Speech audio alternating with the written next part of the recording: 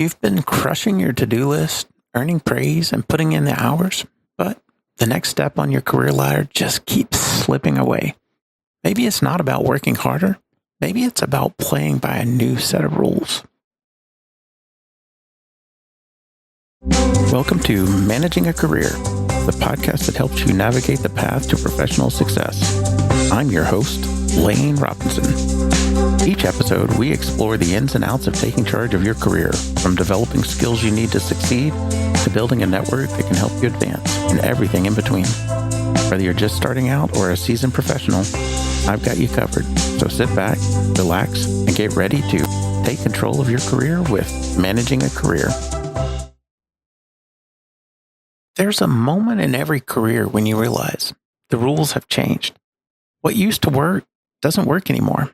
The strategies that once got you noticed, promoted, or rewarded suddenly stop moving the needle. You're working just as hard, maybe even harder, but the results, they don't follow. And that's when the question hits you.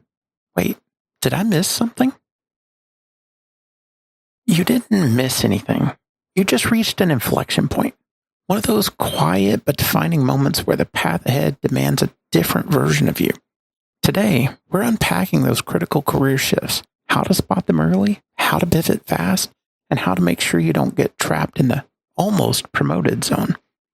Whether you're building your foundation, managing a team, or eyeing the next big move, this conversation will help you zoom out and see your career from a higher altitude, because those inflection points, they're where careers either stall or take off. What exactly do I mean by an inflection point? It's that moment your career trajectory just starts to curve. It's subtle at first. Everything seems fine on the surface.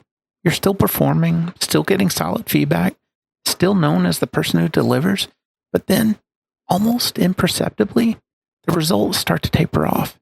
The same tactics that once made you stand out don't seem to move the needle anymore. You're working just as hard, maybe harder, but the impact isn't landing like it used to.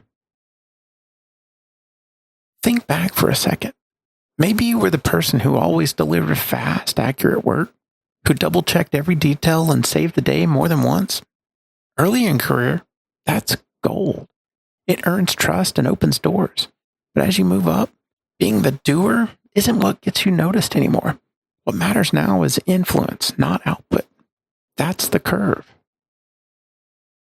The skill set that once made you exceptional starts to flatten out in value, while new skills, delegation, persuasion, visibility, strategic thinking, suddenly that's the new currency.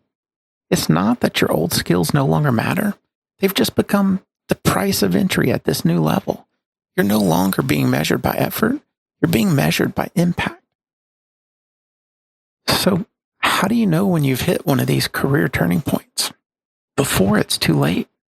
There are usually some telltale signs hiding in plain sight.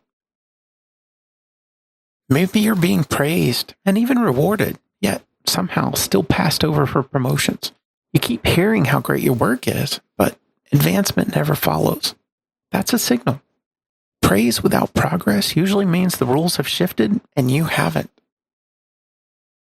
Or maybe you're working harder than ever, longer hours, bigger projects, stepping in to solve problems that aren't even yours, but the return on that effort is smaller than before. That's not burnout or bad luck. It's evidence that the old playbook has expired. Another clue, you've started to feel invisible in meetings. You speak up, but your ideas don't land. You're left out of decisions you used to be a part of. It's not about confidence. It's about context. Influence, not effort, has become the new performance metric. And finally, there's the comfort trap. When your job starts running on autopilot, when you're hitting your targets but nothing really stretches you, that sense of ease can feel good, but it's actually career quicksand. The moment you stop growing faster than your role, you start falling behind. Each of these signs is a nudge to reassess, not because you're doing anything wrong, but because the game has just advanced to a new level while you were focused on mastering the last one. If you can recognize when these stalls are happening, you can make the pivots that move you forward. You can go from stuck to promotable by making a few critical shifts in how you think and lead. The first pivot is from performer to strategist. Instead of asking, what do I need to do? Start asking, where should we be focusing? The next level of leadership isn't looking for people who execute faster. They're looking for people who can see further. The shift from doing work to defining work, from crossing items off your list to making sure that the list itself drives business results. The second pivot is about visibility. Early in your career, being seen working hard was important. But as you rise, it's not the effort people notice, it's the outcomes. Your credibility becomes your brand. Consistency, alignment with company priorities, and measurable results are what build trust with decision makers. Being busy isn't impressive anymore. Being impactful is. And the final pivot, the one that feels most counterintuitive for high performers, is do less. The instinct is to take on more, to prove your value by sheer volume. But the next level isn't about how much you can personally carry. It's about how much you can enable others to deliver. True advancement comes from scale, through delegation, mentorship, and building systems that multiply your impact. You're not rewarded for doing everything yourself. You're rewarded for building capability around you. One of the biggest transitions in any career is moving from being a great individual contributor to someone who amplifies the impact of others. At the first level, you're rewarded for what you can personally do. At the next level, you're rewarded for what you can make happen through others. That's a massive shift, and it's exactly where a lot of people stumble. Imagine this. You're the star player on the team. You score the points. You know the plays. You've built a reputation for reliability. Then, one day, you get promoted to manager. Overnight, your job stops being about playing and starts being about coaching. But nobody hands you a new rule book. You can't outwork your way through this level. You have to outthink it. Success now is measured not by what you produce, but how effectively you enable others to produce. That means shifting from control to influence, from execution to enablement, from doing to deciding. The faster you internalize that shift, the faster your career accelerates. If we boiled it all down, career advancement comes from mastering what I'll call the promotion equation. At each level, the equation shifts slightly, but the pattern is the same. Performance gets you noticed, perception gets you considered, and positioning gets you promoted. Most people stop at performance, assuming their work will speak for itself. But at higher levels, it doesn't. Your work needs a voice, and that voice, it's you. Make sure your manager sees that you're thinking about the next level. Ask for feedback, not just on what you're doing, but how you're operating. If your boss's boss spent a week watching you, would they see someone ready to lead or someone still playing last year's game? That's the lens to use. Before we wrap up, let's take a minute to talk about a few warning signs that the rules of your career may have shifted. Signs that you may have missed the change before it became obvious. One of the clearest indicators is if you find yourself more comfortable solving yesterday's problems than identifying tomorrow's. You're tackling tasks you already know how to handle, but you're not spending as much time thinking about what's coming next. That's a subtle signal that your role is evolving, and it's time to start thinking beyond the immediate to the bigger picture. Another sign shows up in the feedback you receive. Early in your career, praise often centers around details. Did you finish the task correctly? Were your deliverables on point? At higher levels, feedback starts to shift towards direction. Are you influencing outcomes, shaping priorities, and helping guide others? If you're still mostly hearing comments on the details, that's a clue that your impact isn't being measured in the currency that matters at the next level. You may also notice that you're being looped in after decisions are already made instead of before. It can feel frustrating, almost like your voice isn't valued, even though you're still contributing. That's a classic signal that your sphere of influence needs to expand. At the next level, your goal is to be at the table before the decision happens, shaping the conversation, offering insight, and guiding direction rather than simply executing once the plan is set. Finally, pay attention to how you feel at the end of your workday.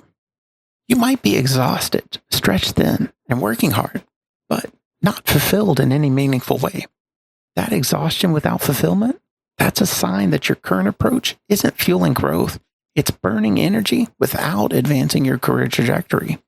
The good news is, noticing these signs isn't a setback. It's an invitation. You're not behind. You're ready for the next chapter and the new playbook that comes with it. So you've heard the theory. Now it's time to put it into action. Here are 3 concrete steps you can take this week. First, make a list of the behaviors and habits that have made you successful at your current level. Then ask yourself, will these still matter one level up? If the answer is no, start replacing them now. Don't wait until it's too late. Next, in your upcoming one-on-one, go beyond the usual performance check-in. Don't just ask how you're doing. Ask what the next level looks like and what gaps your manager sees in your readiness to get there. That single question demonstrates initiative, strategic self-awareness, and the kind of forward-thinking leadership that gets noticed.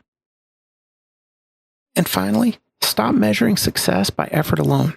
Instead, define it by influence, outcomes, and how well you make others successful. And if you want a bonus step, find your inflection point mentor, someone 1 or 2 levels above you who has already made the leap. Study how they operate differently, and you'll pick up cues far faster than any workshop or training could teach you. Career growth isn't a straight line. It's a series of curves, and each curve demands a new version of you. The person who gets promoted fastest aren't always the smartest or the hardest working. They're the ones who notice the game has changed and adjust before anyone else does. Thanks for listening to Managing a Career. If you got value from today's insights, leaving a quick rating or review is the easiest way to help others find the show.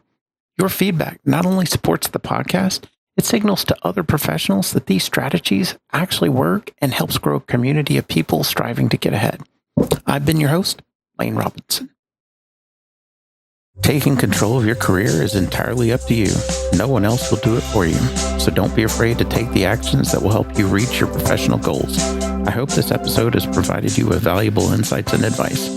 If you want to stay up to date with the podcast, be sure to subscribe in your podcast player of choice and visit managingacareer.com to submit show topics and link to our community.